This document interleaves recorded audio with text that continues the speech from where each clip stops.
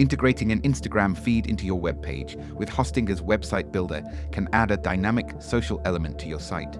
Here's how to do it. Step 1. Open your Hostinger website builder. Step 2. Navigate to the Add Elements panel on the left side within the builder.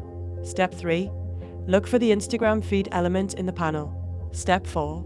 Drag and drop the Instagram feed element to your desired location on your web page. Step 5. Click on the element to see more options like edit, duplicate, change visibility, delete, resize, and more. Step 6.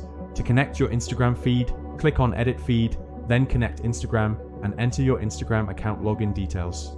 Step 7. Once connected, you can further customize the feed. Click on Edit Feed again to access settings where you can adjust the layout, enable animations, connect or disconnect your Instagram account, change the number of items per row, decide the number of posts displayed on your website, and modify the gaps between photos. This process allows you to seamlessly display your Instagram posts on your website, keeping it vibrant and up to date with your latest social media content.